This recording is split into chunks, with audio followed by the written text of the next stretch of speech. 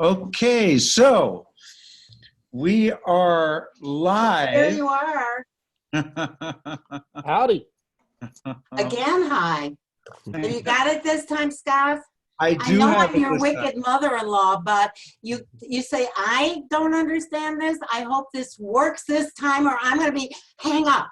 Don't I don't hang know up. how to Please hang don't up. hang up. Please don't Oh, hang okay. up. I don't know how, so it's okay. Stay with me. You're doing good, I'm Diana. bored. Don't be bored. Come I'm on. bored. Scott, I'm bored.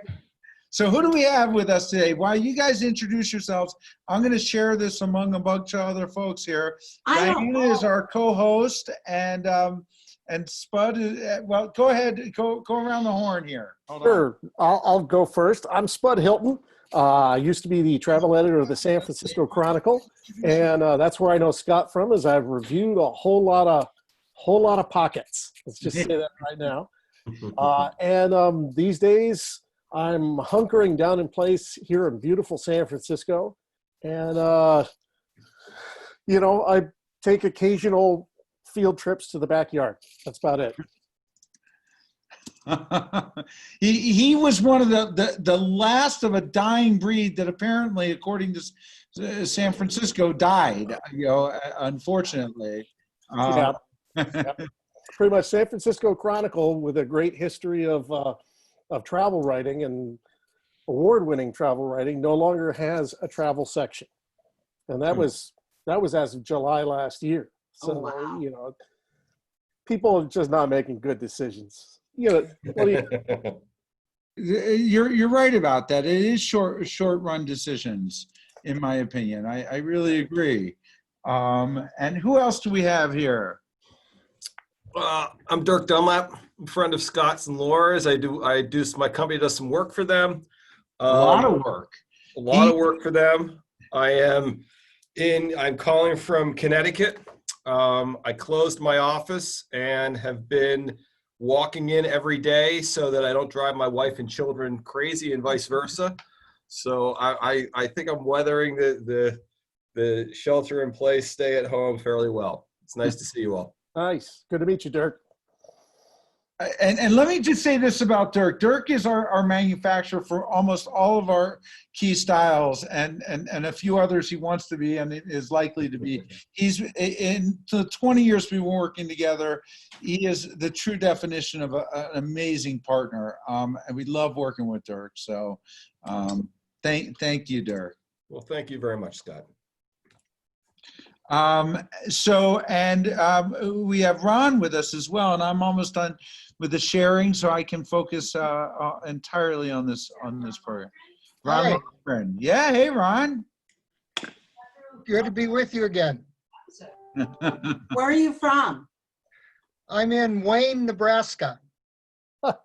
Wow, we got a real mix here today. I'm in downtown Chicago. Oh, lovely. Not really, it's snowing. Is it really snowing? We had snow today, and it was beautiful yesterday, but windy. Day before we had snow, and the day before that it was like 55, 60 degrees. The weather is up and down, just like my mood. And my mood is okay. And we have Laura here as well. Dale's joining us as well. So let me tee this up for Spud, who hasn't been a part of this before, and Dirk. This is a weekly engagement that we started doing. Hi, Dale. How are you? Nice to meet you. We'll come around and say hi a little bit more after I finish teeing this up. It's a weekly thing. We want to remind people that travel can be fun again, and it's not a dirty word. So Diana and I have started this a few weeks ago, and we just talk about our memories of past trips and talk a little bit about future trips. And today's subject is, what if you heard tomorrow that the company or the country is opening again, world, where are you going to go? Now, I want everyone to go around the horn and talk about ideas. I think, one thing we need to talk about is, where would you go if the world opened? And as I've learned, that this is going to be opening in stages, apparently. So apparently we're going to have to think locally first, which is really opening up my mind a lot in terms of where I would go, because I want to go on a road trip. I want to go far, but I don't think that's going to be an option. So, Diana, why I'm don't you going go? next. I have a little game I'm going to play. I always have something that's a little peculiar. So, Yeah, I keep hearing this word PPE, PPP. So I came up with something, PPT. Do you know what that is? No, what is that? Post-pandemic trip or post-pandemic travel. I like it. I like that. Good. I like Yeah. that too. And since I've traveled all over the world, and I had a big birthday. Oh my God, Scott, don't say how old I am. You're I had a old. big birthday Old as dirt. almost 2 years ago, and I went to Mongolia. That was my final big trip. And I decided, I didn't know that we were going to have a pandemic. Okay. I really didn't think about it. So I decided I was never leaving the country again to strange places where I've been too many strange places. I would travel in the US. So where do I go? I go to visit them in Sun Valley. And then I went to, I did the 3 S's, Sun Valley, Scottsdale, and Sarasota. Not exciting last year. That was my last year of last year. This year, my most exciting trip, when I was supposed to do this on March 21st. I'm supposed to do it now on May 13th. Guess where I'm going? Scott, do you know? You're coming here. But I'm not, because I don't think it's going to go there. I don't think I'm going to get there. I think the hotel will be closed, and then God forbid I'd have to stay with them.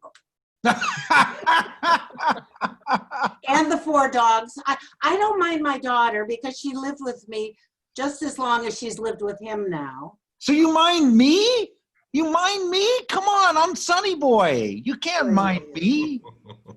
You love me. How many of you there have known him 24 years? Maybe 15. I win the prize. I'm finding that I'm enjoying your company more now that I'm not seeing you as often. Isn't that lucky? So that's my trip is Sun Valley, which is not exactly. I like the view that Dirk has in the background. Is that China? Is that the wall? I took that picture almost a year ago. A year ago this month, I took that picture from the wall. The Great Wall? Yep. Laura and her dad and I were in China in 1986, and I was there. I realized it was 6 years ago, and we were at the same place on the Great Wall. I have a picture from then. It was beautiful and clear. This 6 years ago, I was in a similar place on the wall. It was polluted. It was beautiful. Nobody was there. It made going to Beijing worthwhile.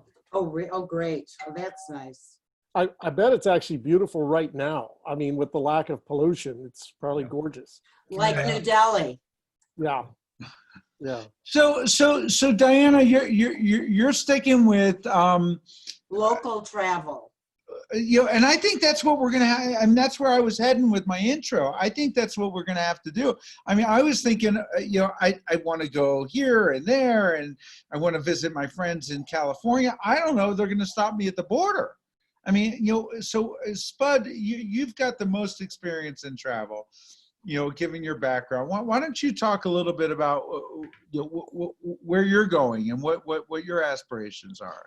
Well, I'll be honest with you. After doing the San Francisco Chronicles travel section, both as a writer and as an editor for almost 20 years, I'm actually not too bummed I don't have to get on a plane lately. So, I mean, even in the last year after I left the Chronicle, I was getting on the plane a lot for conferences and things. A lot of travel-related conferences. I do some consulting and speaking with destinations. And so I was still getting on a plane and going places a lot. And I'm not that bummed about not getting on a plane for a little while. That said, the last longer trip that we took was for a bit of a PR stunt in Ireland. And I had never been to Ireland. And so I got to spend, 10 days there. And because most of it was kind of work related, I realized I need to go back there when I'm just a tourist. And I use the T word because I don't have that whole bias against tourists. I don't I'm either. a tourist. I love touristy stuff, and I get out the door, you know. But I'm hoping that in this sort of staged thing that they're talking about, that people will be responsible and respect the stages. That's a little bit what I'm worried about. Is people will say, how are they going to do that? There's no clarity as to how that's going to happen. And I would love to say the best minds are trying to work that out, but that's clearly not the case. Somebody somewhere has to figure out how to sort of open the tap slowly and responsibly. And what the forces that you're fighting are economic, Yes. and a lot of entitlement. We are the single most entitled country in the world. We think we should be able to do anything we want to do whenever we want to do it. And it's just the way we are. It's part of this culture. But so opening that slowly has to figure out how to balance the economic realities and the entitlement realities that are going to push back and say, open it faster. So I don't know exactly what that's going to look like, but foreign travel will probably be in stages of countries, as in certain countries, that we feel our people are less likely to, get something from or bring back something from. The joke of it is, with all the whole China virus thing, is that we have more of it than anybody else in the world. It really should have been called the U.S. virus, But I think personally, I'm going to be looking to road trips. I'm going to be looking to trying to rediscover, my own backyard. I mean, that's what I've been spending the last year doing. Is I'm working for Where Traveler magazine, writing about San Francisco, and I realized that I've been here 27 years, and there's a lot I don't know about San Francisco. I think there's a lot that we as Americans don't know about our own country. Right. And this is a great opportunity to actually do some of that learning. At least that's the way I'm looking at it. I love that message. I completely agree. I think that this is going to be an opportunity to look inward and do things locally and then explore slowly outside of that. Dirk, what are you planning on doing? Well, my travel gets divided between family and work. So family, I am blessed with 4 daughters, and obviously my wife. So we tend to favor the road trips ourselves. We've got a daughter who's going to be going to college down in South Carolina in a couple of months. So I'm pretty sure we'll be loading the family up into the truckster and going down there. My work travel always sounds more interesting than it is. I was supposed to be in Mauritius. I was supposed to leave for Mauritius 2 days before they closed the country. Unfortunately, I didn't get on that plane. But one of the things, and Spud, you referenced going back to Ireland. I'm actually planning my next trip to Mauritius is going to be half work, half play, because I usually go there. I fly in, work hard for 3.5 days, get on a plane, fly to Hong Kong, and then come home. And I had this whole trip organized, so I was going to get a little time to go to the beach, and enjoy the resorts.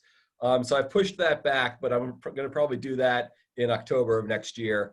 And then at some point, I do need to go to China, to Hong Kong, where we have an office, and up closer to Beijing, and meet with some partners there. But that's obviously going to be on hold for a while. And who we have? Dale, do you want to introduce yourself there? Yeah, Dale McAtee. I live just south of you, Spud, down in Cupertino, Bay Area. We were, by the way, Scott, we missed you at the travel show this year. I'm sure you were going to be there, and oh well. Oh, I'm sorry. That's all right. Yeah, it's like what, 1 week before the Santa Clara show, they shut it down. So. Oh wow.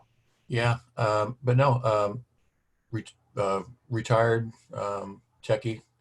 Our plans for this year are pretty much similar to most of our plans every year. One of our big hobbies is or not hobbies, it's more of I wouldn't say a religion, but we're parrot heads, Jimmy Buffett fans. And, any excuse for a party. And we have a big party every year we go to in Nevada. It used to be, I forget where it's at. It's in Mesquite. So we go out there every year about the 1st of June and party with about 200 or 300 of our best friends at some casino out in the middle of the desert. And then in the end of October, we fly down to Key West and party with about 3,000 of our best drinking buddies. So, that's always a good time. And we always try to put some extra trips along with it. Like this year, when we went down to Key West, we stopped in New Orleans for a while. And we did what we haven't done for ages, which is we did the whole Disney thing as well in Orlando and all that. So, it was I'm glad we did it before things went down the tubes like they did. But we're always up for traveling. This year we were planning on doing a lot of the national parks. We're going to do Yellowstone. One of my cousins down in Southern California has got a big ass camper, and we're going to ride along with her and do a bunch of that kind of stuff. And, we always try to do when we do the whole thing in Mesquite, we try to do Zion. And last year we did, the national parks in Arizona and Grand Canyon and all that. But it's this year we were ready for a foreign trip, and thank God we hadn't booked one yet. But we'll see. And the reason why, by the way, I know of your products and all that kind of stuff is I bought one years ago is because, I'm a firm believer in packing light and traveling light. And it's been a dream of mine to get it down to where I can travel the world in a 40-liter backpack, and that's it. And the Scottevest. I'm slowly working there, getting my list down. And Ron, where do you want to go locally and beyond? And then I want to ask you, what's the over under? What's the date? When do we think we're gonna? I mean, Unknown. Yeah, I have no idea about that, but my wife and I had actually planned to do a trip up to South Dakota, go see the monuments up there and see the Badlands. And that got put on hold. But that's probably our next actual trip we can take. The next overseas trip, our youngest daughter, Liz, was going to get, it's still on the books, to get married August 1st in the Wachau Valley, just about an hour out of Vienna. But all the borders are still closed, and it's looking more and more like that's going to have to be postponed. But that's our next overseas trip. I'm sure we'll be going over for whenever her wedding can be rescheduled for. So I literally got an email from a hotel in Boise saying, "We're here for you." And by the way, if I get any more emails with the subject line COVID-19, I mean, enough of that already. I'm so proud that we have not done that. But I turned to Laura and I'm like, "We can go to Boise and stay at a hotel." And she's like, "First thing, they won't let you leave the valley. Howdy. Second thing, what are you going to do in Boise?" And then I thought, oh my God, there was this great VRBO in Chalice we went to. I mean, travel is such an important part of our lives. And then I go to VRBO and we are not renting. It's so, to me, my first trip is going to be local because I don't think I'm going to. And then I reached out to a buddy of mine in San Francisco. Can I sneak in? He's like, "I got 4 kids, a wife. I'm busy." No. you know. And so I'm suffering, guys. I've just got to get the hell out of here. And I don't know. I want to go on a day trip. I'm not even allowed to go on a day trip. And we're not even nearly as bad off as most people because, you know, we can hike and we can go and do a whole bunch of things. I mean, people in a high rise or in dense areas. I'm in a dense area, Scott. And every day I walk at least 10,000 steps. And I wear a Scottevest because I no longer carry a purse. And I wear a mask and I wear gloves. And what's really funny is living in a big city, I thought I knew it. I've lived here my whole life. I'm only 39 years old and I thought I knew everything about Chicago. Well, I lived in a very small section of Chicago. So I go now to Michigan Avenue where all the stores are closed. Most of the stores have been emptied out. They're all boarded up. Gucci took all of its merchandise out. All of the big stores are closed. But I have learned more about my zip code, 60610, 60614, and 60611 than I ever knew in my entire life. And I've lived my entire life in 2 zip codes in this neighborhood. And it's kind of fascinating. I could now give a good tour of Chicago instead of just taking you to the Art Institute. But the trouble is, if you want to give a tour, but you can't give anybody a tour right now. No. Yes, they have to be 6 feet away from me. Yeah, it's funny. Yeah. Scott, I'm not gonna lie. There's a real double-edged sword about being in San Francisco because we have phenomenal things that you can still do. What? The whole GGNRA, which is the Golden Gate National Recreation Area, is actually saying our trails are open. Our trails are open. The facilities, the visitor center, the bathrooms closed. But our trails are open. You can go out to the Presidio. You can go to Golden Gate Park. You can go to all these places. But the double-edged sword is that while you can still do all these phenomenal things, all the rest of the stuff, all the culture, I mean, that's landscape. That's beautiful landscape. All the culture is completely shut off. All the food, all the art, all the music, completely closed off. And that's the double-edged sword is, yeah, you can live here and or visit here and do some very neat things that you can't do in New York, but you can't go to a restaurant. And that's, I don't know, it's almost as if I'd almost rather be somewhere remote and not have that tug of war, but I'll take what I can get. I'm lucky. Plus, a lot of In LA, you can't hike in LA. They close trails in LA, I'm told. That's ridiculous. That's LA. and if the trails aren't closed, the parking is. So Right, that's a good point. That's a good point. And it's like, you know, you can walk around the trails, but if we find your car parked anywhere, we're going to ticket it or tow it. Yeah, yeah. There is a trick to knowing where to park and things like that. So, but they, you know, if you go on the GGNRA site, they say, you know what, our trails are open, but you're not going to be able to do anything else, and you're not going to find anything else, and then the parking lots are closed, so you're on your own. Well, in Chicago, the parks are closed, the lake is closed. They closed the playgrounds a long time ago, and Chicago is connected by a park system, and we can't go there. We're done. Right. And one of our favorite things for San Francisco to do is just walk around the city, and sometimes we'll like take the train up because it's like a Caltrain up, takes us out by the ballpark, and literally the ballpark is around Pier 40 or something like that, and then you walk all the way down to like Pier 39, which, by the way, going from Pier 40 to Pier 39 is not quite as close as people would think it is. So, you know, we'll walk the whole way on, and if we're really in the mood, we'll walk all the way down to Fort Point. You know, it's a long walk, but it's a beautiful walk. You know, and it's as long as you've got time, it's not that difficult. But I should point out that not only can you do all of that, but there's a number of good restaurants along the way, including the Pier 23 Cafe, that are doing takeout. Mm-hmm. And Pier 23 Cafe is one of my favorite. They always have music and things like that. Right now, they're just trying to survive. So they're doing a lot of takeout.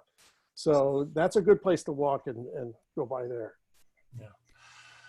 Yeah, but then again, at night, they always show all these people out walking around, on TV. And it's like, gee, I would love to do that walk and all kind of stuff. But I don't want to be that person on the nightly news being an asshole, This is So the I've got a survivor buff. We're thinking about making Scottevest versions of those. Is that a good idea? Bad idea? Just it might be a little late in the game to do that, because I think almost everybody else who has the capacity for that. no, I'm just talking vanity, like a bandana, not for medical purposes. I mean, Right. I thought we're not in a position to make medical masks. Yeah. Actually, Dirk, I emailed my China source. I didn't want to bother you with it. So there's no money to be made. Buy a Scottevest and get just a bandana with a logo on it. If add it to your list of things to do. I don't know. I'm doing those for a company up on the Cape. I've got let's talk, because we've got All right, some, well, got some put it in your, capacity, and he's talking 3 to 4 days to turn them around. I mean, it's just a promotional. Buy a Scottevest and get a. It's not a medical thing. It's it's just a freebie. It's just a sticker. So, Hey, Scott, if I not to interrupt, if I no, could I'm done. something earlier, because I was just reminded of something. Yesterday, I was on the This Week in Travel podcast, and we had somebody, Anitra Hamper from Society of American Travel Writers, and she told this horrific story of being stuck in India for 3 weeks, but which by itself is a transportation story. I thought, oh, you can't get out of India, you're stuck in this place, whatever. What I think we're not hearing as much, and we'll factor into that graded people being able to do things again, is that other countries have different levels of fear about foreigners. Because what happened to Anitra is her and the team that she was filming with, basically they had to go into hiding because India essentially told all of its people, India is too hot to get coronavirus. So if anybody's getting it, it's coming from foreigners. So you should report foreigners when they show up. And oh my God, apparently there's this huge paranoia of foreigners in India. And and I'm sure they're not the only ones. I mean, to be perfectly honest, 2 weeks ago, we had a rate of 100 Asian Americans a day were being attacked, violently attacked, because the people upstairs were calling it the China virus. The irony of it all is it's going to be the U.S. virus now. And when we travel, I mean, there's going to be a higher percentage of people thinking that it's us. So yeah, so it might not be up to us how quickly that valve gets released. There are a bunch of other countries. Yes, they probably all want our tourism, but they don't necessarily want us. And so it might not be up to us how quickly travel returns, or at least global travel. I want to introduce my close friend, Aaron Brooks. Hello. Hi, Diana. Hi, Aaron. How are you? It's good to see you. Lisa says hello. Tell Lisa hello. She says hello. Aaron, Aaron is in Chicago, and a super close friend goes back as far as I go back to Chicago. What are your travel aspirations? So Lisa and I actually, we've been doing a lot of traveling over the past few years. Lisa and I have been together for literally 30 years, right around the amount of time that Scott. I was at your wedding. You were at my wedding. My wife and Laura was actually my wife's maid of honor. Correct. I think it vice versa as well, actually. Scott is a dear friend. I was very happy, I should say, for Scott and Laura when they moved, but very unhappy for me because I lost a very good friend that I used to hang out with pretty much literally every night.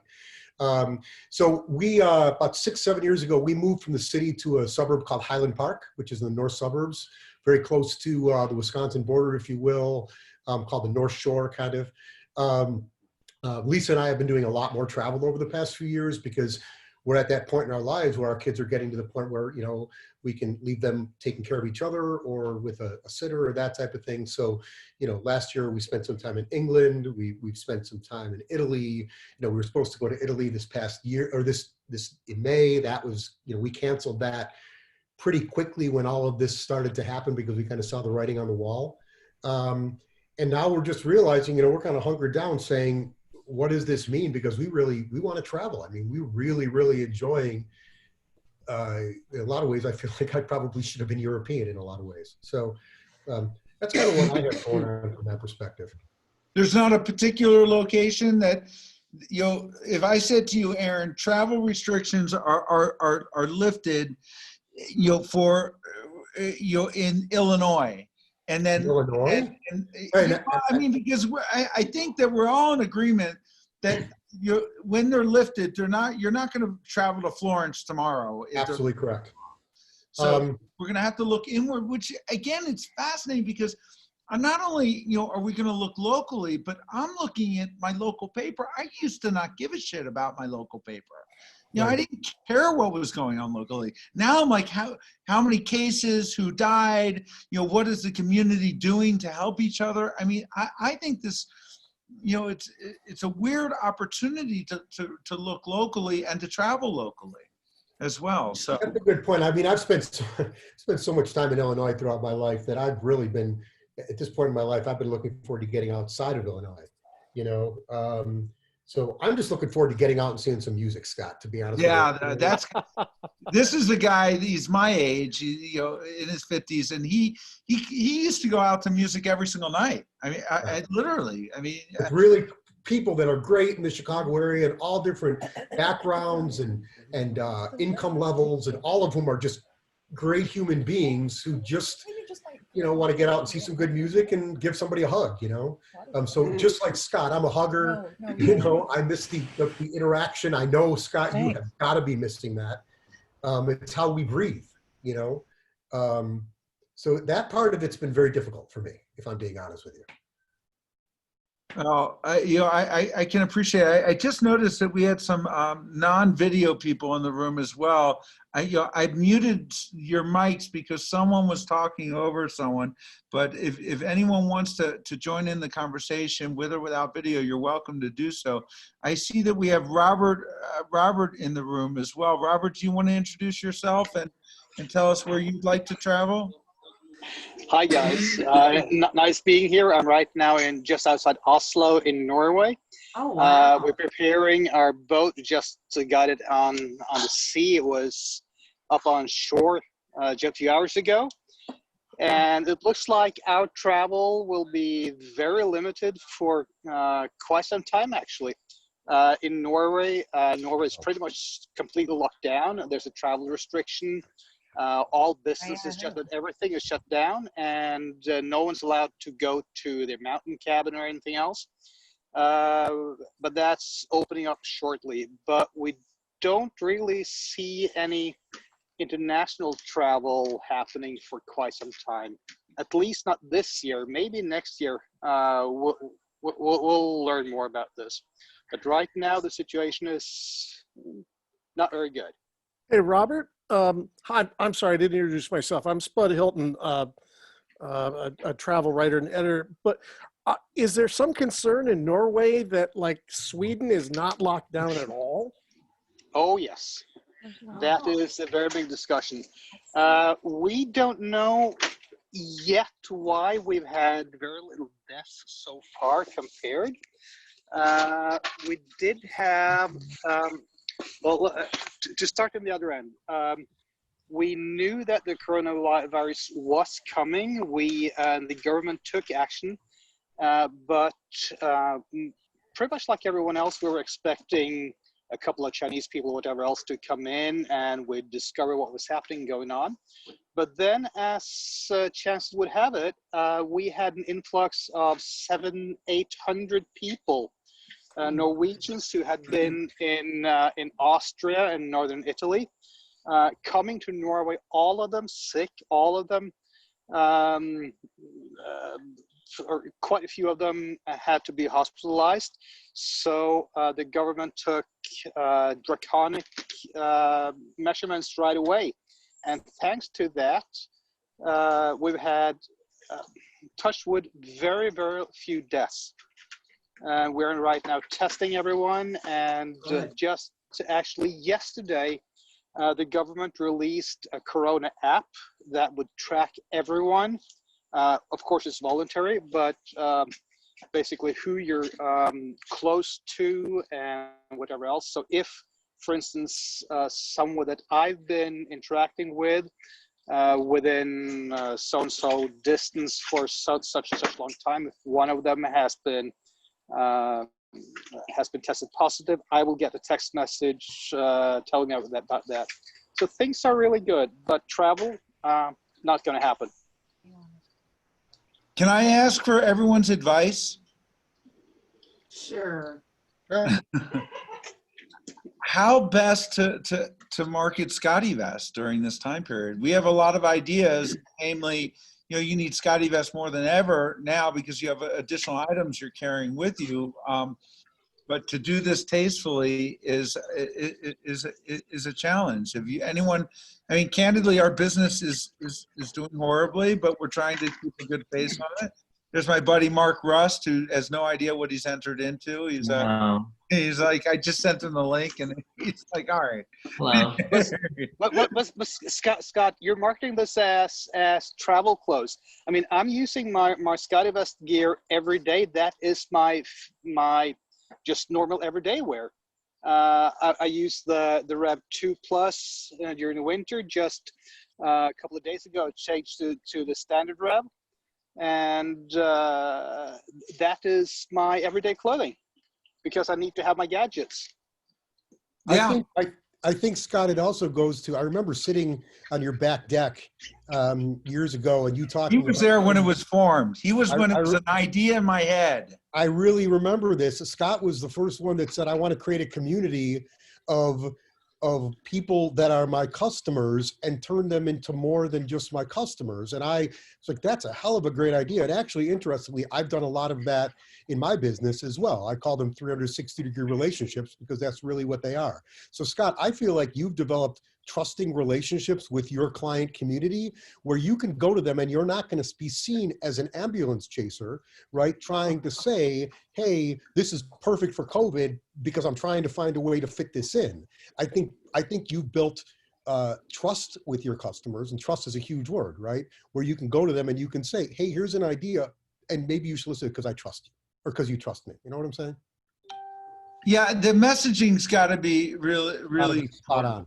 Yeah, and we're trying to be sensitive to it, and we're actually going on TV for the first time in a while on Monday, and so thanks for joining, Mark. I know Mark's going to jump in and jump out. Mark is helping us creatively reboot the brand, and he's a really close friend as well. Hi, everybody. Yeah, anything I hear like this helps. So this is awesome. Yeah. Yeah. Hey, Scott, I think considering the situation right now, you need to quickly come out with Scottevest Pajamas. We have. Do you really? Because right now you have tens of millions, hundreds of millions of people who've always worked in an office before and haven't had to work from home, and are right now working from home, and they're doing it in their pajamas until like 5 o'clock in the evening when they change pajamas for the next day, because that's about the extent of it. So basically pajamas with a pocket for hand sanitizer, pocket for some Kleenex. I think pajamas are the way to go, because I have like 10 pair of your boxers. I was just going to say, it goes to the boxers, right? I love the boxers. Well, we made pajamas out of the boxers. Laura will send you a pair. I would love that. I would love that. She's got it. Spud wants the PJs. I don't know if we have enough to do a promotion on it. No, it was mostly tongue in cheek. But the fact is for a retail store here, by the way. Yeah, I mean, there's a ton of people I know. I mean, I've been working from home for a while, but my wife spent 33 years at the same law firm. She's still there. My living room has now become the accounting department of a law firm. And because she never worked from home in 33 years. And the whole idea that she can trot out in her robe and, make professional calls and, return invoices and things like that it's a little hilarious. I know people from the Chronicle who are not getting dressed all day. They're just, they're working from home and they're in pajamas. So I think, homeware is the way to go. Well, there are trends that I don't want to hijack the conversation on how I'm going to pay my bills next month, but people are suffering. I mean, restaurants. I don't understand what the CARES Act does for those people when they can't hire people because you're not allowed to go to restaurants. It doesn't even make sense. I'm itching. Laura loves the pandemic world because she doesn't care for people, and she never knew what the hugging stranger. He's talking about my daughter. That's all right. Lisa's the same way. I know. No hugging. That's why Scott and I always got along so well. He would stick his tongue in my ear. I was like, I mean, is it too early to dream about your next trip? I mean, like as we sit here and talk about this, I was looking forward to getting inspired, but I'm going to be honest with you, I'm getting frustrated because I don't know when it's lifted. 3 weeks from now, I think the earliest is mid-May. I mean, and then it's only local, and then I want to give people inspiration. I don't want to bum myself out as I talk, but Diana, what do you think? I mean, well, our governor, J.B. Pritzker, and next to Cuomo from New York. Those are my two, and the one from what's his name? Newsom, what's his name from California? Newsom. Those three governors are my folk heroes right now, and I will do what they say, which is why I'm not coming to Sun Valley on the 13th. The Ohio governor DeWine's doing a good job. I mean, you're watching some real governors taking some leadership roles, which is awesome. So, it's interesting the way that leadership seems to be being defined and or redefined or solidified as to what a real leader is. It's different. It's a big difference between being a manager and a leader, right? Yeah, definitely. I mean, and with Newsom, I mean, he was our mayor for a while, and then lieutenant governor, then governor. And the man is 6'4" and gorgeous and well-spoken. You got to know that there is a presidential campaign in his future, and that this is a great setup for it. I'm not saying that that's why he's doing it, because he's shown some real leadership. Yeah. I was always a fan of Cuomo. I was a fan of Cuomo's dad. The whole. I liked his dad. Yeah. But I think we're starting to see a lot of leadership at the state level, if only because there's a vacuum at the federal level. Absolutely. I don't think it's so much a vacuum as that they just like to have chaos. Yeah. They want to keep everybody off balance and look over there, and so it can't be as disorganized as they are making it look, but it doesn't really matter. Perception's everything. Robert, you raised your hand. That's the first hand raise I've ever gotten in one of these things. Robert, before you say something, I envy you because you're on a boat. I mean, that might be the new travel. Go rent a boat. Oh, a cruise. I don't think so. No. Rent a sailboat. I mean, that's my happy place. What do you have to say, Robert? Why? You got a great community out there, and most of them aren't going to do and travel in the near future. But how about building on that community? For instance, inviting people to submit travel photos, put people's travel photos on your website. We are doing that. Have that in your weekly email. Have people vote on them and give away some freebies every week, whatever, just to engage people and to let people know that you care. Well, do you sign up for our newsletters, Robert? Because we do wanderlust emails, armchair traveler. Well, you're spamming me quite a lot. Yes, thank you. But we're doing just that, just exactly what you said. But we could do it better for sure. There's a real irony here, Scott, that at some point there were a lot of great stories being told about travel. Long narrative stories about travel. And that's what, travel sections and travel magazines were all about.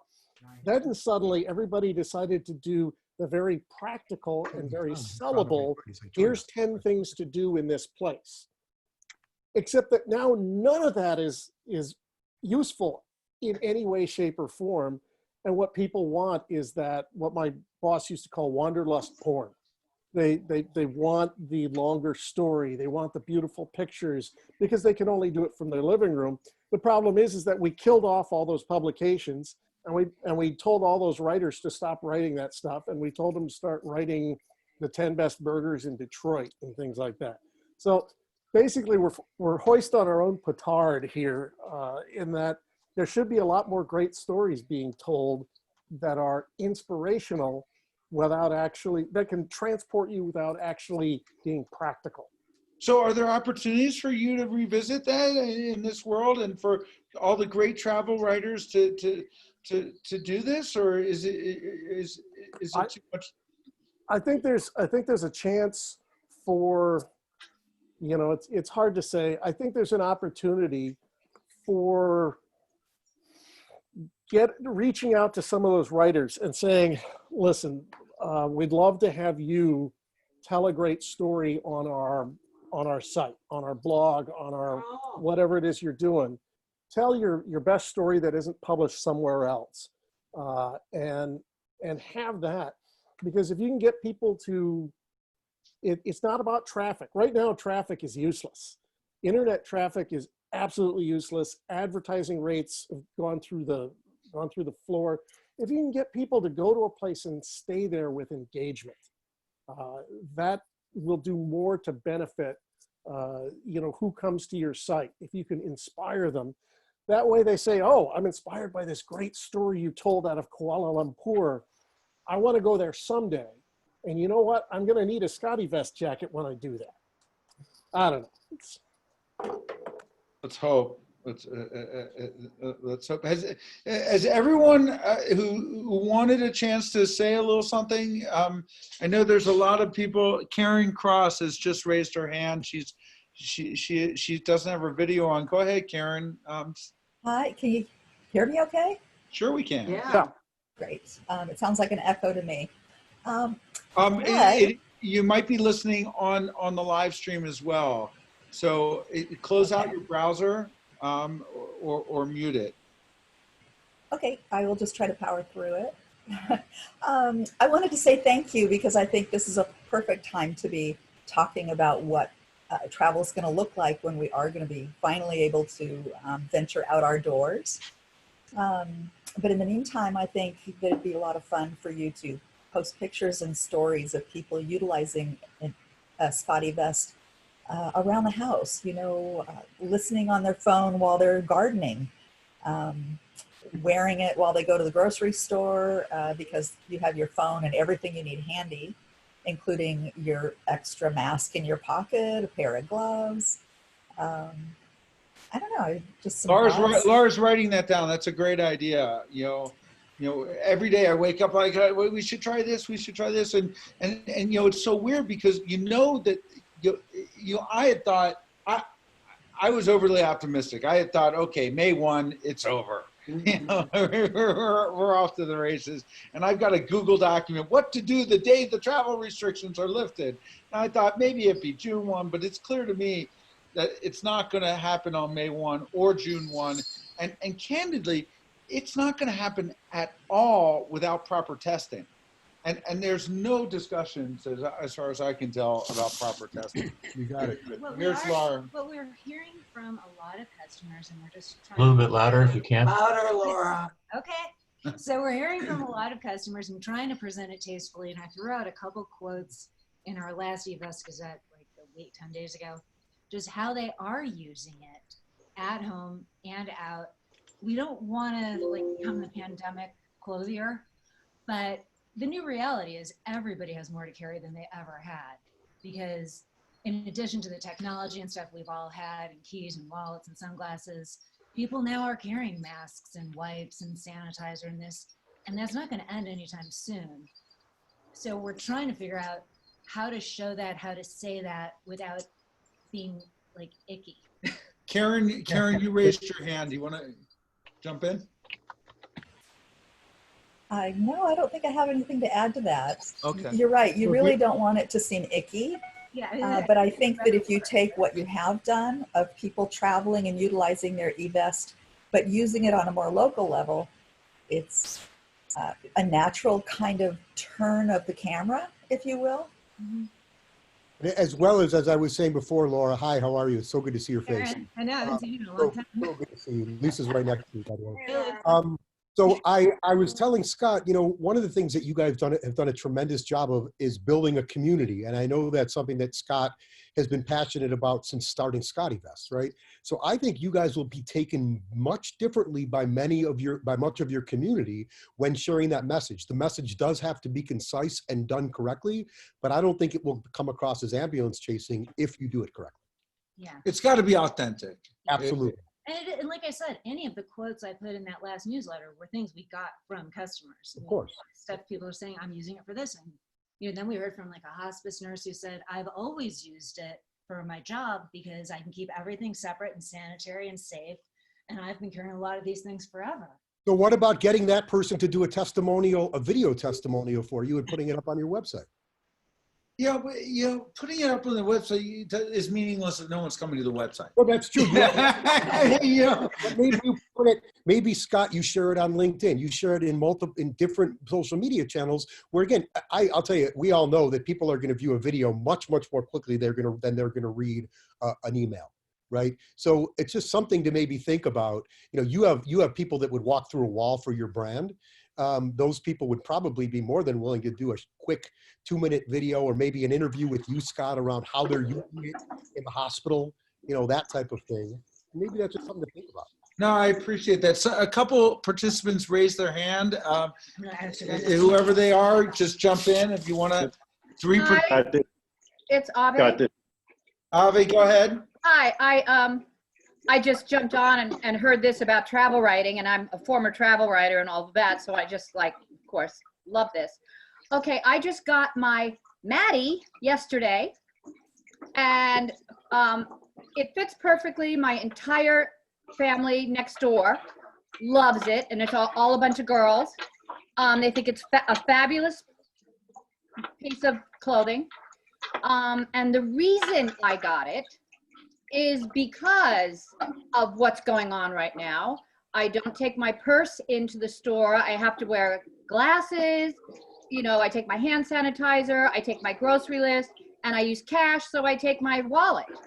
So this is perfect for what's going on right now, and that's why I got it. I haven't traveled in a while. I used to travel a lot before I met you, lovely Jordan family, of which I'm very happy to be part of. And I would be happy to make a quick, 2-minute testimonial of showing me putting my things in. I would love it. Anyone, thank you very much. That would be awesome. Use it wherever you want. You know, I think blogs are, I'm researching my website. I was rebuilding it, and then this plague happened. So now I'm not even sure the website's relevant. I'm just going to do blogs. Blogs are excellent. I don't have your newsletter for some strange reason. I will sign up for that. I'd love it. Well, I want to be sensitive to everyone's time. We're reaching the 1 hour mark here, and we're going to do this every Friday at the same time. If anyone would like to, just put it on their schedule, come back. We'd love to have you. If you want to email me to make sure you get a notification, I'm happy to do that. If anyone wants to have any 2 cents to add, what are you doing for the weekend? Hi, bye. Completely go around. Spud, go ahead. All apologies to Dale. but I wrote this while we were talking. It's basically, let's see, wasting away again in my living room. Going to the kitchen for a beer. 411. Some people claim that China's to blame, but I'm safe with my Scottevest gear. Cute. Perfect. Sorry, apologies to parrot heads everywhere. The parrot head. Nothing to worry about. That was awesome. Thank you. That was good. So Scott, you mentioned, tchotchkes and things like that. It's like, I think a bandana is a good idea, but some people might see it as being opportunistic or pandering, I wouldn't sell it. I'd give it away. Number one. So I agree with you. I wouldn't sell it. It would just be, instead of a sticker, it just, and I kind of envision the pocket, in the mouth, a bandana, just. Well, let me give you a tip about bandanas. I pulled some old trade show bandanas out recently, probably had them 20 years, and tried using them. And of course, these things haven't been used forever, so they stretch. So I was constantly spending more time putting the bandana back on my face, pulling it up, retying it, stretching it, retying it. And, if you're going to do a bandana or something like that, do something that's pre-stretched, not going to stretch out, put some buttons on it or Velcro, or do something to make it a little bit special. And I know you got Velcro. Make a buff. It needs hair sticks to Velcro. Yeah, no, I don't have a hair. No way, I do have a hair problem. Never mind. Magnets? I don't know. I'll be really quick here. I know I'm wordy, but I'll be quick. My granddaughter and I are going to make a bunch of masks. I ordered charcoal filters that are maybe 2 inches by 1 inch for the mask, because they're more effective with the charcoal filter. So in these masks, we have to sew a pocket in order to hold the charcoal filter. And that could be shaped like a pocket. It has to be a pocket like on the inside of the mask in order to put the filter, and because you have to change it every once in a while. So, or coffee filters have also been advised as a good wall of defense if you don't have access to these filters. Either way, the mask needs a pocket. Now, I can't even use the word pocket without thinking of you, Scott and Laura. So I just wanted to throw that out there. We're going to make these masks. I have organic cotton coming. I ordered the elastic.